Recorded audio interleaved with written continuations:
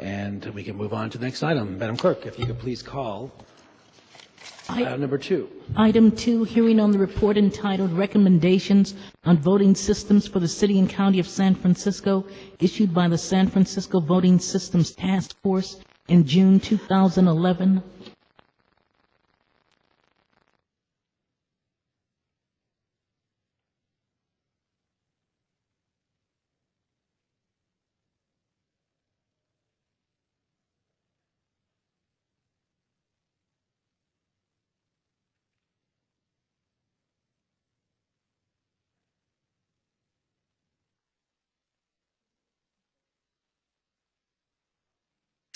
Thank you, Madam Clerk. You here for the presentation from the task force? I am, thank you. Okay. My name is Jody Sanford. I am the chair of the San Francisco Voting Systems Task Force. Thank you very much for the opportunity to be here today, and I'd like to spend a few minutes introducing our final report. Very good. Thank you. So I'm going to go to a PowerPoint presentation. Okay, so a bit of background. In March 2005, the San Francisco Department of Elections began an RFP process seeking a new system for the City and County of San Francisco. At that time, the city was using ES&S election systems and software. In the same years, of course, following the 2000 presidential election and in the subsequent years when we were re-examining election systems across the country, California Secretary of State Deborah Bowen conducted her top-to-bottom review, and that surfaced security concerns with all systems then in use in California. At the same time in San Francisco, citizens here were also wanting input into the city selection process. A variety of questions were being raised about how the city could acquire the best possible system that had the highest level of integrity, transparency, independence. In December of 2007, the city did make a decision. It selected Sequoia voting systems. Sequoia was subsequently purchased by Dominion. But in the City and County of San Francisco, Sequoia is the voting system that has been in use since the February 2008 election. Even though the city made that decision, the Board of Supervisors did want additional strategic guidance about how the next generation voting system could better take into account the variety of issues that were surfacing across the whole spectrum of elections issues. So it moved to create the city task force that I and my colleagues here today are a part of, and that was the Voting Systems Task Force. The establishment occurred in February of 2008. We began work in mid-2009. Our mission is to advise the City and County of San Francisco on the development or the acquisition of a voting system. And it's to ensure a system that is fair and accurate, that achieves voter intent, and that provides for transparency and public auditability of voting systems components and election data. There were 7 members of our volunteer team. Several of them are here today, sitting in the front row. We're all available for in the Q&A period should you have specific questions for us. Just to step back and talk a little bit about the challenges of the voting systems environment generally. And this is not necessarily specific to the City and County of San Francisco, but these are issues that are being looked at by communities across the nation. First of all, we want to say that the San Francisco DOE does an excellent job. Director John Arntz provides very high-quality leadership, and this process of ours was not a criticism of the DOE, but rather an attempt to be supportive and forward-thinking for the city generally to set us on the best foot for the future. We need to improve underlying voting systems and procedures in the election process, period. What are the challenges? We have a cumbersome regulatory process at the state and federal level. This makes innovation difficult. It makes it difficult for new players and thought processes to enter. It takes a very long time to get a system certified. And the voting systems marketplace is fragmented. Jurisdictions like ours across the country typically independently pursue their own process to acquire a system. There aren't consistent standards or needs that are easy to package for vendors or for other people looking into this. Also, funding is going to be an issue going forward because of the economy in general and lack of funding coming from other levels of government. It will be a challenge to fund future voting systems. But the goals are definitely worth pursuing. We want to achieve a greater intent of the voter, to know the intent of the voter, to make the system as accessible as possible, to improve auditing, security, and transparency. We also took a look at new models of acquisition. You know, it's very much the norm today for a jurisdiction to purchase a system from a private vendor, typically a proprietary system. Are there new ways of approaching this, shattering the model and coming up with a completely different approach? And could that be done in San Francisco or through partnership? We are not alone in this topic. Another very interesting process is going on in the County of Los Angeles. That county is actually one of the largest voting jurisdictions in the entire nation, I mean, larger than most states. And they are engaged in a robust process. Of course, the outcome of that process is unknowable, but I think that the city, our Department of Elections, we should monitor them and cooperate with them to the extent possible, because where there is an opportunity for change and energy around this issue in our state, I think a lot of that will come from the County of Los Angeles. Travis County, Texas also recently completed its own 2-year process looking at issues very similar to what we did. So our intent was to provide strategic guidance to the Board of Supervisors and other interested parties. We want to provide short-term actions that can be looked at and taken immediately, as well as longer-term recommendations that are really geared toward the next step, the next move for the city. This is a very complicated topic. We do not want to make it seem like it's just an easy decision or an easy turnkey thing that we're looking at. Throughout our process, we tried to balance pragmatism with innovation and thinking about the next big idea in voting systems, and also just want to keep incremental progress in front of us. Can we always be looking for ways to improve our existing systems and processes? We studied 5 topic areas. I should mention I have some hard copies here, if you don't have one in front of you, and for anyone else who's interested here today. Election records and post-election audit procedures, so auditing, balloting systems and services, security, ranked choice voting, and acquisition strategies, basically the models for acquiring a system.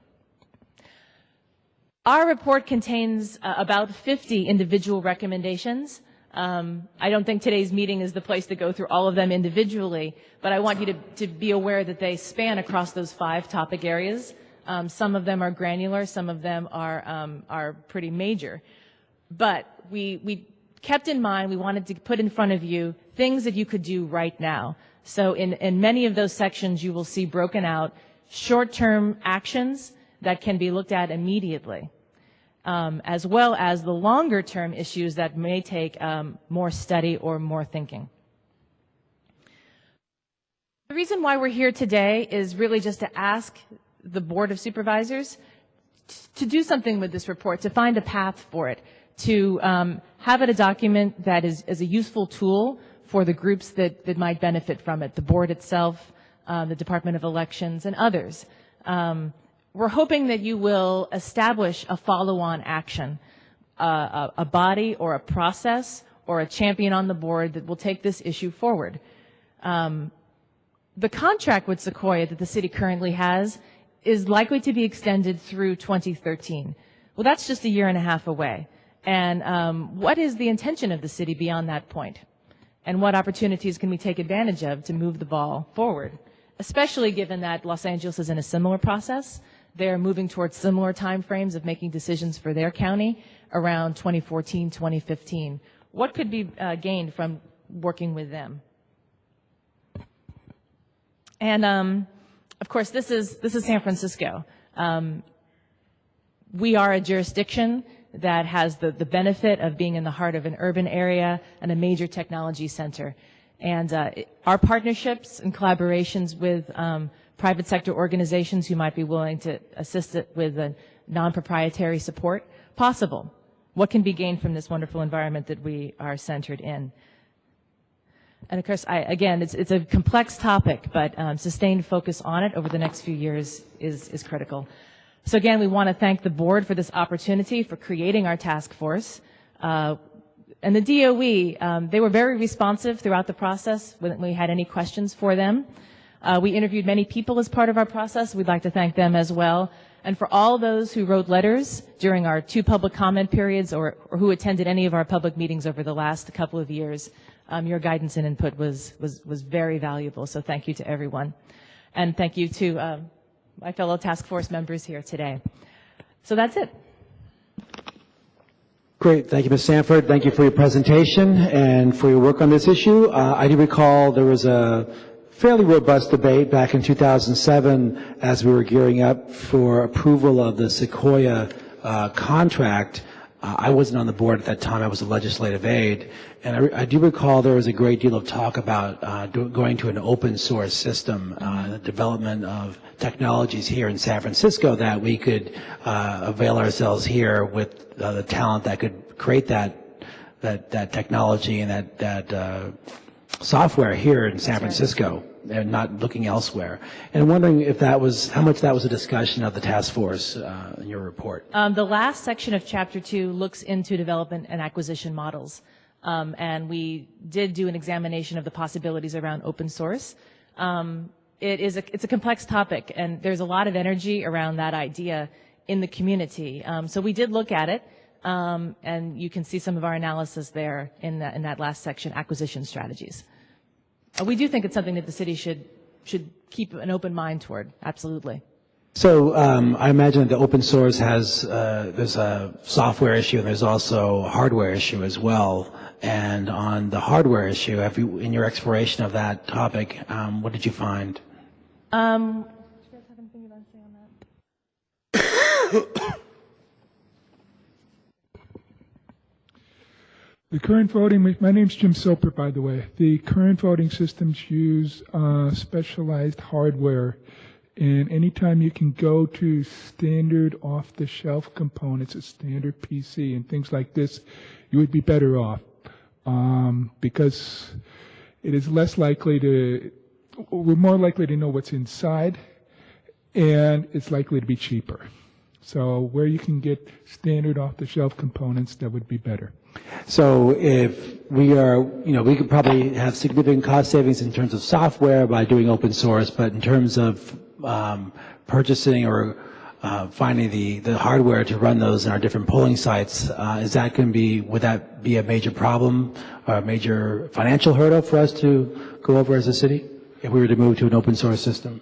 Your biggest problem is getting access to a fully certified system, and there is none right now.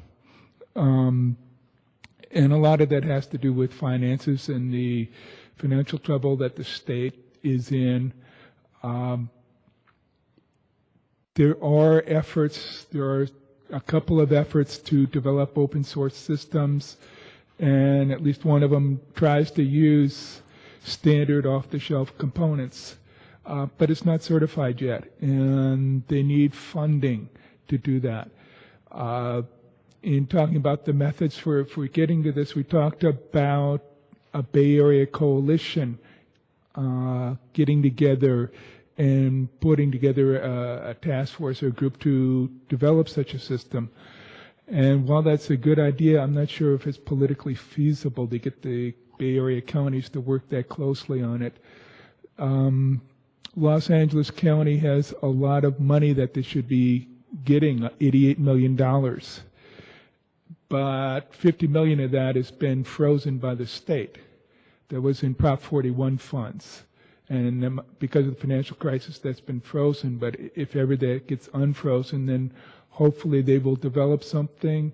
Hopefully that would be open source. We don't know. We don't have any control over that. But that would be our hope. Okay, very good. Thank you.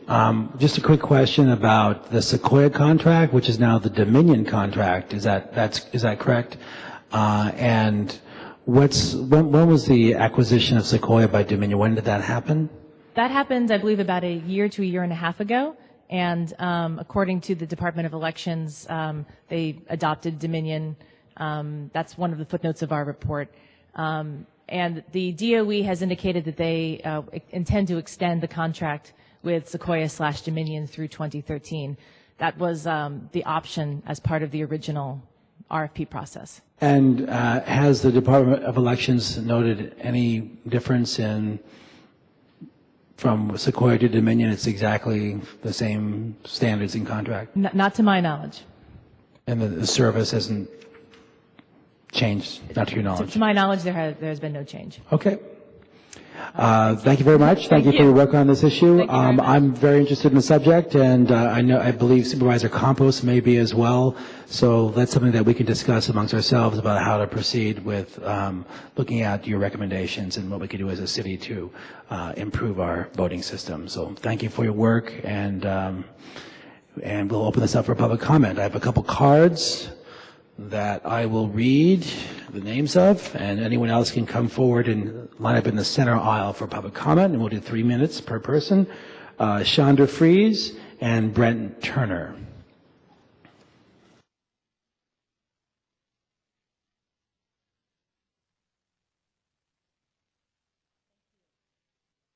Does this one work? Yes. Thank you. I'm Chandra Fries, and I am here on behalf of the League of Women Voters of San Francisco to present a letter of commendation to the San Francisco Board of Supervisors and the San Francisco Voting Systems Task Force regarding recommendations on voting systems for the city and county of San Francisco.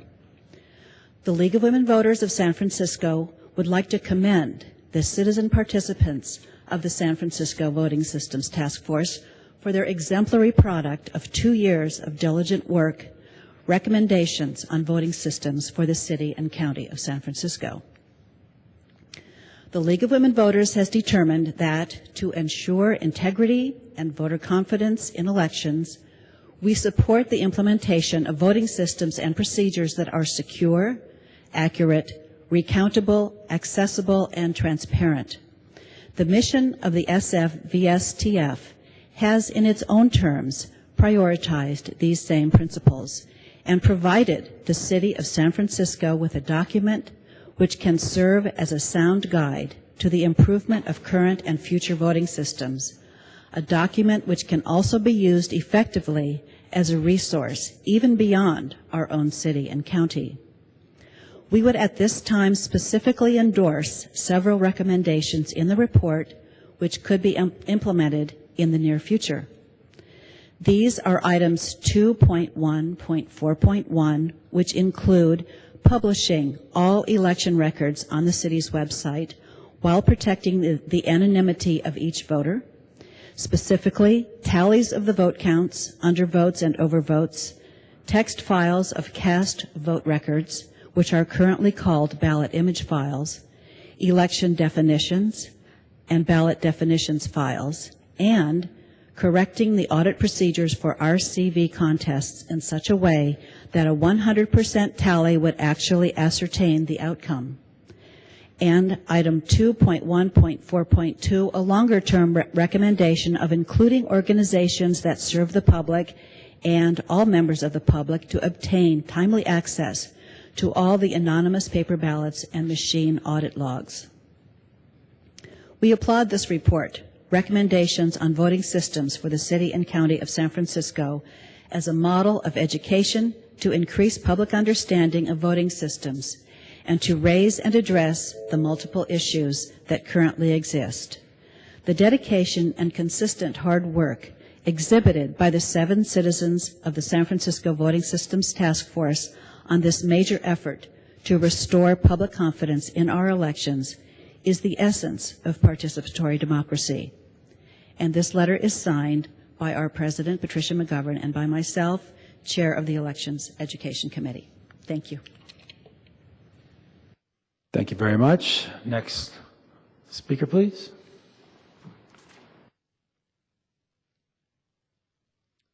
Hello. My name is Brent Turner. I'm here today to thank the San Francisco Voting Systems Task Force for their entire report. I won't pick it apart or pick certain sections that I enjoy. I think all in all it was a well-done report, and they put a lot of time into it. I think Supervisor Avalos and Supervisor Ellsburn both recognize me. I've been sort of the canary in the coal mine on this issue of open source elections and brought it to the Board of Supervisors' attention.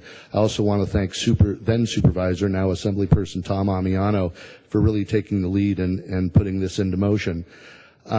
As far as the acquisition question that Supervisor Avalos raised, I think rather than wait for anything or wait for any funds to be unfrozen regarding Los Angeles County, what we're looking for, and I speak for the election integrity community that's national, is that San Francisco takes the lead on this. We had the opportunity to move forward, and we did not take that opportunity and went forward with Sequoia. But as Jody Sanford mentioned, the time is now because this question will come up, this issue will come up very quickly. We do want to see the county move toward open source systems that have been previously demonstrated in 2008 by Open Voting Consortium at the Linux World Convention. That is a paper ballot printing system that issues mandatory paper ballots that are perfectly printed that avoid all voter intent issues. And regarding the hardware, we can certainly work with Los Angeles County to put together a consortium and make bulk purchase so that the hardware issue would be resolved as well as the software issue. So we have the ability to do this. We're looking to San Francisco County for leadership. We appreciate that certain members of the Board of Supervisors are aware of this issue and have done their homework on it. So we thank you for your time and just look forward to the next step. We want to also mention that we have Kai-Ping Yi, a fellow Alan Deckert, who's known as the father of the open voting movement, and others, Beth Mazur, who are qualified to take this to the next step and implement. Thank you. Thank you very much. I have one more card for one more speaker, Roger Donaldson. Yeah, I'm Roger Donaldson. I was on the Voting Systems Task Force and pleased to serve in that capacity with my colleagues here. I did just want to add a couple of things based on your comments, Supervisor Avalos, that one is that you clearly are fairly well versed in this and glad to see the interest. I think that there is, from our recommendations, there's quite a bit to do to actually make them operational, and I know that some of the complexities that Jody alluded to are also present in our own San Francisco government here, with the Department of Elections reporting to the Elections Commission, et cetera. So I don't know how you actually proceed on some of these things, but I think that one of the things that certainly can be done, particularly looking into this open source issue, and actually executing on some of this collaboration, is to fund or at least direct the DOE in some way. Or request, maybe through resolution, to have them actually do some outreach to other counties.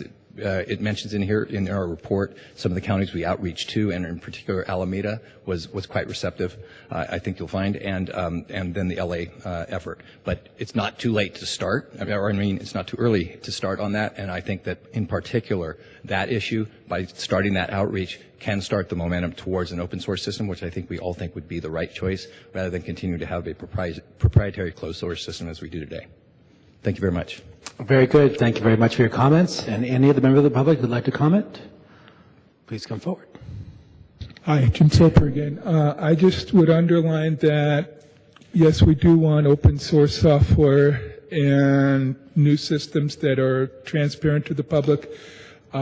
I would like to underline that there are some short-term recommendations that should be paid attention to, which primarily have to do with having election data, including the ballots, that can be made accessible either by putting it on the internet or having academic teams look at them, specifically audit logs and ballots, so that they can review them as an independent check on what's happening. And no matter what kind of system we have, this is something that would be very good to have a double check, and it's something that can be done in the short term. And I wanted to underline those short term things and then just focus on long-term things. Thank you. Very good. No, I really appreciate that comment, and also the comments from the League of Women Voters. And it underscores certainly the need for greater transparency and for data to be shared and for the public to have that information available. And often it's not presented in a very it's not available, and it's not presented in a way that's understandable either. So I agree with those recommendations, and that's something I'll work with colleagues on to see if we can get some way of having that displayed with the Department of Elections. So thank you for your comments. And if there are no other members of the public to comment on this item, we will close public comment. And this item we can file. Okay.